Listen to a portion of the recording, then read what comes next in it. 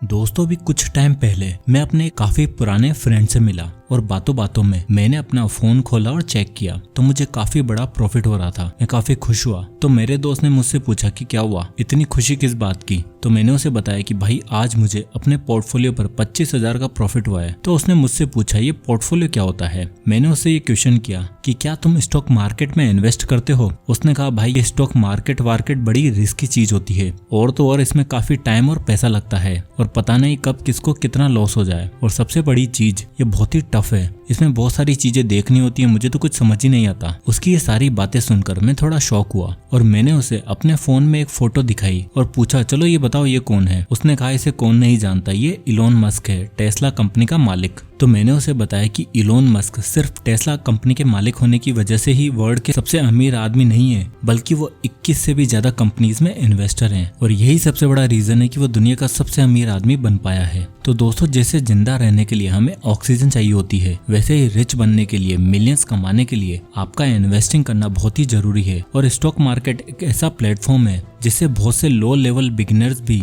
Millionaire बने हैं, पर फिर भी बहुत से लोग इन्वेस्टिंग नहीं करते हैं। इसके पीछे का रीजन क्या है? तो दोस्तों आज की इस 21st सेंचुरी में भी बहुत से लोगों को नहीं पता या पता है बट इनकम्प्लीट इन्फॉर्मेशन होने की वजह से उन्हें ये चीज हमेशा रिस्की और गलत ही लगती है। अगर एक एवरेज इंडियन बच्चा अपने पेरेंट्स से इन्वेस्टिंग के लिए पैसे मांगे तो उसके पेरेंट्स सिर्फ एक ही चीज कहते हैं, ये सब फालतू की बातें हैं, पढ़ाई पर ध्यान दो, पढ़ो लिखो, कुछ बनो जिससे तुम्हें एक अच्छी नौकरी मिल पाए। अब दोस्तों दुनिया में दो तरह के लोग होते हैं, पहले ओनर्स एंड इन्वेस्टर जो जॉब्स देते हैं यानी हायर करते हैं, और दूसरे होते हैं एम्प्लॉयज और वर्कर्स जो जॉब लेते हैं। और अगर देखा जाए तो 95% मिलेनियर्स और बिलियनियर्स कैटेगरी एक में आते हैं। पर फिर वही सवाल है कि इन्वेस्ट कहाँ और कैसे किया जाए, स्टॉक मार्केट क्या होता है, क्या क्या टिप्स और ट्रिक्स हैं जो हमें इन्वेस्टिंग करते समय पता होनी चाहिए। तो दोस्तों आइए आज के इस वीडियो में मैं आपको एक बेसिक गाइड देने वाला हूँ कि स्टॉक मार्केट किस तरह काम करता है और हमें इन्वेस्टिंग करने से पहले किन किन बातों पर ध्यान देना चाहिए। तो सबसे पहले हम देखेंगे कि स्टॉक मार्केट होता क्या है। अब दोस्तों जैसे कि मेरे उस दोस्त ने पूछा ये स्टॉक मार्केट क्या है मुझे समझाओ, तो इसे समझाने के लिए मैंने उससे एक सवाल पूछा कि क्या तुम शॉपिंग करने के लिए कभी बिग बाजार गए हो। तो जैसे बिग बाजार में हमें अलग अलग कंपनीज के अलग अलग प्रोडक्ट्स एक ही जगह पर मिल जाते हैं, ठीक उसी तरह डिफरेंट कंपनीज डायरेक्ट पब्लिक को शेयर नहीं दे सकती, इसलिए वो अपने शेयर्स या कंपनी की पार्ट ओनरशिप शेयर बाजार यानी स्टॉक मार्केट में रख देती हैं, जिससे कि कोई भी इन्वेस्टर आकर उन शेयर्स को बिल्कुल किसी प्रोडक्ट की तरह खरीद सकता है। पर यहाँ सवाल ये आता है कि हमें कौन सा स्टॉक चूज करना चाहिए और किस कंपनी में अपना पैसा इन्वेस्ट करें। तो जब आप कभी शॉपिंग करने के लिए बाजार जाते हो तो आप हमेशा अपने साथ सामान की एक लिस्ट रखते हो, जो सिलेक्टेड आइटम आप उस लिस्ट में लिखते हो। आपको उस पर पूरा भरोसा होता है क्योंकि वो आपका ट्राई करा हुआ प्रोडक्ट ही होता है। या मान लो कि जब आप एक नई कार खरीदने जाते हो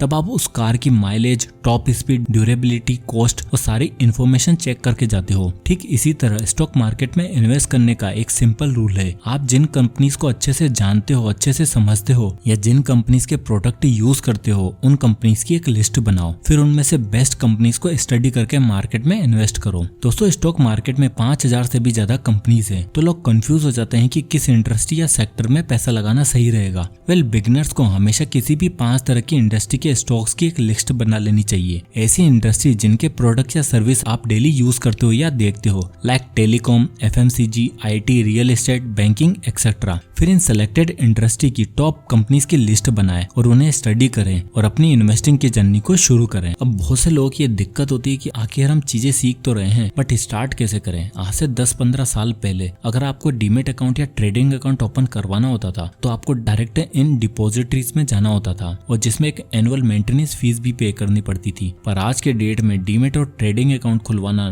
नॉर्मल बैंक अकाउंट खुलवाने से भी ज्यादा आसान हो गया है। आज मैं आपको एक ऐसे प्लेटफॉर्म के बारे में बताने वाला हूं जिसने मेरी ट्रेडिंग की जर्नी को बहुत ही आसान बना दिया है। आप लोगों ने ग्रो ऐप का नाम तो जरूर सुना होगा और इस ऐप ने मेरी ट्रेडिंग जर्नी सही मायने में बहुत ही सिंपल कर दी है। ग्रो ऐप को प्ले स्टोर पर 4.5 रेटिंग मिली हुई है और ये वन ऑफ द हाईएस्ट है। यहाँ पर आपको मार्केट में क्या ट्रेंड्स चल रहे हैं, कंपनीज किस तरह के कॉर्पोरेट एक्शन ले रही है और डेली स्टॉक रिलेटेड न्यूज, इन सब की नॉलेज आपको एक ही जगह मिल जाएगी। साथ ही साथ आपके स्टॉक की क्या पोजीशन है, आप कहाँ पर रिस्की इन्वेस्टमेंट किया है, मार्जिन ट्रेड्स और स्टॉप लॉस ट्रिगर्स भी मिलते हैं, जिससे आप सही टाइम पर सही डिसीजन ले सकते हैं। और अगर आप एक नए ट्रेडर हो तो इस ऐप का ओवरव्यू इतना सिंपल और फ्रेंडली है कि आप बड़ी आसानी से अपनी ट्रेडिंग की जर्नी को बड़े स्मूथ तरीके से चला सकते हैं। So don't forget to download the app. इस ऐप का लिंक आपको डिस्क्रिप्शन बॉक्स में मिल जाएगा। Investment in securities market are subject to market risks. Read all the related documents carefully before investing.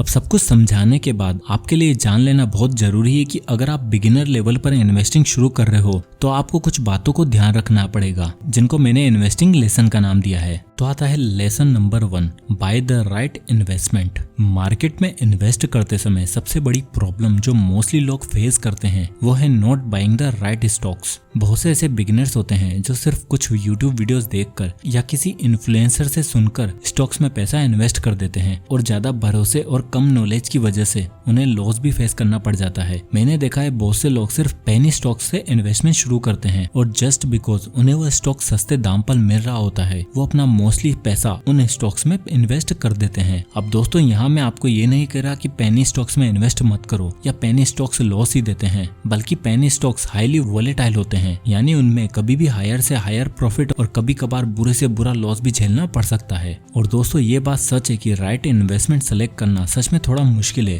पर अगर आप कंपनीज की पास्ट परफॉर्मेंस को देखकर थोड़ी सी नॉलेज लेकर, जैसे EPS यानी अर्निंग पर शेयर क्या होता है, P रेशो क्या होता है, बैलेंस शीट, क्वार्टरली प्रॉफिट्स और डिविडेंड्स, तो जब आप ये सारी चीजें देखकर अपनी सेलेक्ट की हुई कंपनी में इन्वेस्ट करते हो तो आपकी इन्वेस्टमेंट जर्नी काफी इफेक्टिव बनेगी। Lesson number 2, avoid individual stocks if you are a beginner. दोस्तों अगर आप स्टॉक मार्केट में एक बिगिनर हो तो आपको जो चीज सबसे ज्यादा अवॉइड करने की जरूरत है वो है इंडिविजुअल स्टॉक्स। कभी कभार लोग मार्केट को स्टडी करके उसे स्पेकुलेट करने लग जाते हैं और अपनी स्पेकुलेशन के हंच पे वो किसी एक इंडस्ट्री के मल्टीपल कंपनीज के स्टॉक्स में पैसा इन्वेस्ट कर देते हैं जो उन्हें स्पेकुलेशन के हिसाब से सही लगता है। बट दोस्तों मार्केट में ऑलरेडी बहुत से धुरंधर बैठे हैं जो आपकी सिर्फ इसी मिस्टेक्स का इंतजार करते हैं। बट ऐसा नहीं है कि आप ये मूव हमेशा गलत साबित होगा। कभी कभार आप काफी लकी होते हो और आपको भी बढ़िया प्रॉफिट हो सकता है। पर दोस्तों लॉन्ग टर्म में आपका लक नहीं, आपकी समझबूझ और आपकी नॉलेज ही काम आती है। इसलिए मेरी एडवाइस हमेशा यही रहती है कि अगर आप एक बिगिनर हो तो आपको इंडेक्स फंड या म्यूचुअल फंड से इन्वेस्ट करना शुरू करना चाहिए, जिससे एक इंडस्ट्री की अलग अलग कंपनीज में क्या क्या अप्स और डाउन्स हो रहे हैं आपको बड़ी आसानी से पता लग जाता है और इनमें रिस्क भी मिनिमम रहता है। लेसन नंबर 3,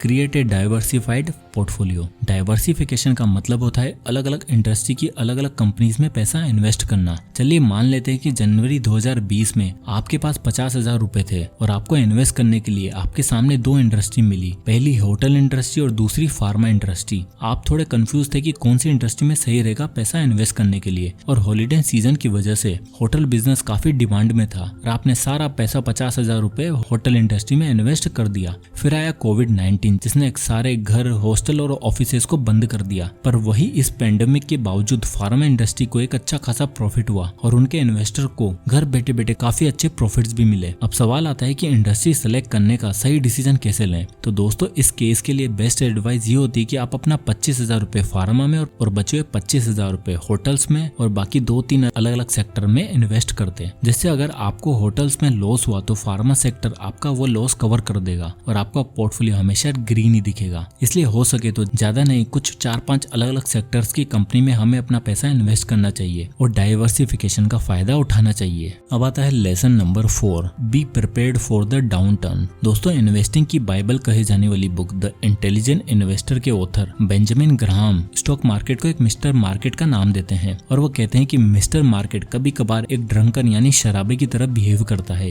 यानी कभी ऊपर तो कभी नीचे, और एक इंटेलिजेंट इन्वेस्टर हमेशा यही इंतजार करता है कि कब उसकी वैल्यू ऊपर जाए। और वैल्यू हाई होने के इंतजार करने का मतलब है कि वो पैनिक नहीं करता और हड़बड़ी में आकर अपनी इन्वेस्टमेंट को सेल नहीं कर देता, बल्कि पेशेंटली लॉन्ग टर्म में वेट करता है। पर अगर आप एक बिगिनर हो तो आपके मन में यह डर हमेशा रहता है। अपनी स्टडी की हुई एक्सपर्ट इन्वेस्टमेंट भी कभी कभार डाउन हो जाती है और सिर्फ लैक ऑफ पेशेंस की वजह से आप उन स्टॉक्स को बेच देते हो। चलो दोस्तों मैं आपसे एक सवाल करता हूँ, क्या आप इन्वेस्टिंग करते समय ये तो नहीं सोचते कि बहुत जल्दी हम वॉरेन बफेट को पीछे छोड़ देंगे या आज इन्वेस्टिंग शुरू करके 3-4 साल में ही मिलियनर बिलियनियर बन जाएंगे। वेल अगर आप ऐसा सोचते हो तो ये बिल्कुल गलत है। स्टॉक मार्केट इन्वेस्टिंग में आप जितना टाइम दोगे आपको प्रॉफिट होने के चांसेस उतना ही ज्यादा होंगे। यहाँ तक कि वॉरेन बफेट भी 55 साल की एज में आकर एक बिलियनियर बने थे। कहने का मतलब ये है कि हमें मार्केट के डाउन टर्म के लिए हमेशा प्रिपेयर्ड रहना चाहिए और लॉस होने के बावजूद पेशेंटली वेट करना चाहिए राइट अपॉर्चुनिटी का। अब आता है lesson number 5, stay committed to your long term portfolio. Warren Buffett कहते हैं स्टॉक मार्केट भले ही एक स्पेक्युलेटिव मार्केट है बट यहाँ पर